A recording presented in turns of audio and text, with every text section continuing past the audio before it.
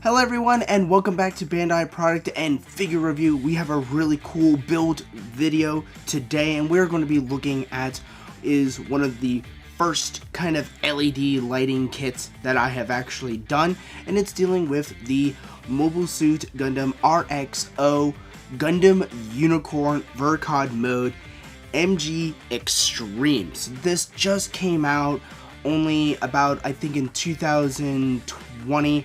I did do a Christmas unboxing for this, so we're actually going to be looking at the actual model itself, and I'm going to be very honest, it was actually fairly challenging, but it was also very fun at the exact same time since it does have a lot of LED lighting. And I have built the original MG Gundam Unicorn, and I can already tell you it is a complete night and day for the joints, which I will get into that. So without further ado, let's roll opening and take a look into the in-depth of the Gundam Unicorn MG.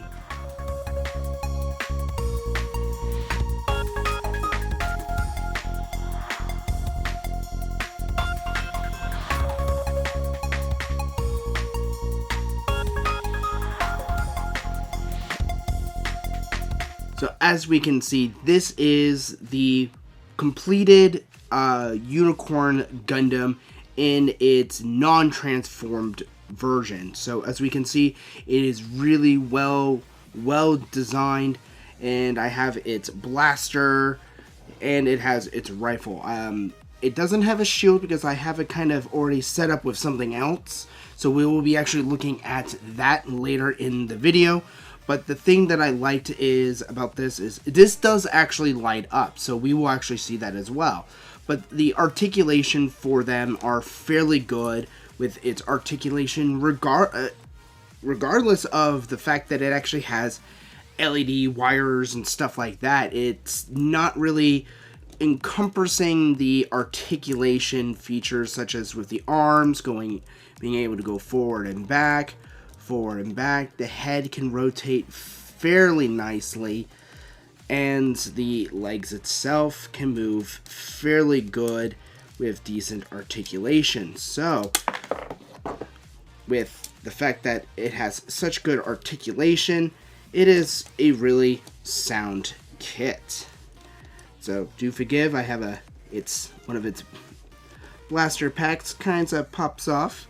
But overall, it looks really nice. But the thing that makes the Gundam Unicorn the most iconic thing is its transformation. So how well does it transform is the biggest question when I was actually working on this, because I have built the MG 1100 scale, the original one from, I believe, 2016. Quote me in the comments if I'm wrong about the date. But it had such loose joints, the parts didn't really combine or decombined into the actual transformed version of it fairly well. It had a lot of loose joints and stuff, so we can actually do a comparison video when this is fully transformed. So let's get this transformed and see how well it actually transforms. So I'm going to take off a few of the weapons just to make it kind of a little bit easier for me to do the transformation. So I'll just take off that, and I will just take off the blaster here. And so let's start off with the lower part of the legs. So let's start off with the part that I always had trouble with the normal MG Gundam Unicorn, and that was its ankles. So these parts actually just fold out normally, and they do bend out, and like how the normal one goes. This isn't the part that I always have a trouble, is it's always trying to get these on here. So the cool thing is with this, they actually have little pegs on here for the knee guards, so they can just slide up just like that, and we can just pop them up like so. So we already got that, and they're already holding on fairly well compared to the Gundam Unicorn MG. So now moving on to the heels, we actually have parts that pop open here on both sides. As we can see, they have these parts actually feature a transformation where it just pops in, and then we just close them back out. And we do the same, pop them open. Do be very careful, they can snap. I had snapped several of these while making my Gundam unicorns. So just be very careful and just slide them out, plug them back in, raise up that, and we can bring down the heels. So transformation wise is really good. Now we are going to keep moving up the leg. So to transform this, we actually have it where it has a little panel here that can actually slide open. So let's open that up right here. So it just pops open like that, and we can just slide it down and snap it into place. And we do the same on the other side, open it up, snap back into place. So this is already looking fairly well. It already holds fairly well. And now we can start working on the waist unit. These pieces, just gently slide them kind of down. Sometimes they tend to be a little bit sticky at times, but they do hold fairly well. Now we're working on the front armor, and they just kind of slide up at an angle. So once we get it like that, we can just slide it up just like that. And for the back, we just have those that pop up like that, revealing the back nozzles. Now moving on to the arms, they do have a 2-point for the lower half right here. So we just pull that down, and we can pull just like that, which gives us our clear parts right here. And same thing, pop them out. And so for the shoulders, they're actually parts that just kind of lift up here, and we actually just kind of slide it out, and it actually pops it up for us. And so we do the same thing on the other side of the shoulder. We kind of lift that up, pop our vent out, and there we go. And so we are almost done. I did forget about the back legs. They do pop out and slide out like this. And we have 2 parts right here. So we already have the full lower half, and we have a bit of the arms. Now let's work on a bit more of the torso. So that actually, we can just wiggle that back up. And this is the part that I actually didn't really like about the MG one, is the fact that the waist was so loose. And as we can see, it is very, very firm. It is not doing a whole lot of wiggle, so to speak. So moving on to the backpack. So let's just kind of pop this off a little bit, just for we can get a better view. So the backpack is fairly well designed. So just be very careful with trying to get these out. I did end up accidentally breaking one of the pegs on here trying to put it in here. So do be very careful. So a way of doing that is just kind of pivoting it out, flipping it up like that, and rotating it into place. We'll do the same vice versa on this one, and we have that in place. This part right here can open up. They do tend to stick a little bit, so we can just pop that part up here, revealing one of the clear parts here, and the side panels here open up very nicely, revealing the other blasters. So that's already pretty cool for the backpack. And then we do have the little hole here that we can put our blaster cannon on here as such. Moving back into more of the chest, we actually have parts for that. We actually just separate the chest out a little bit by just wiggling it, and then we can bring up its iconic side sensors right there, looking already pretty spiffy. So the head portion, we're actually going to be taking off this portion of the iconic Unicorn V, and we're actually going to put on a separate piece right here that was 2 pieces, but I did glue together because I was having a hard time trying to get them to be individual. But it does give you the option of having 2 of these V's to help with transformation, so that's really cool. So for the head part, we just have to take off these 2 side panels here. Unfortunately, they don't rotate. That would have been really cool to have a rotation feature, but in the meantime, we move and articulate this piece up, and then we can actually rotate our piece here, which gives us our face, and we can rotate that out, tuck that in, and slide it back down. And what we do is just reverse the pieces on here. We just pinch them into place, and then we have our head. And now we can just put our iconic Gundam V, and we just gently pop that into place. And there we go. Now we have it in its full transformation, along with its backpack on its back, and with its iconic rifle.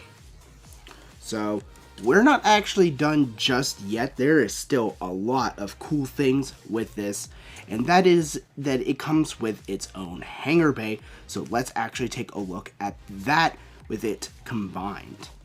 So alrighty, this is the hangar bay that it actually comes with. I have already kind of painted it a dark iron color. I still need to spray this and add the decals, but as we can see, it has very cool articulation where it can literally close up like so when it's in its transformed or in its dormant form. And then we can just easily just reopen these up, such as this.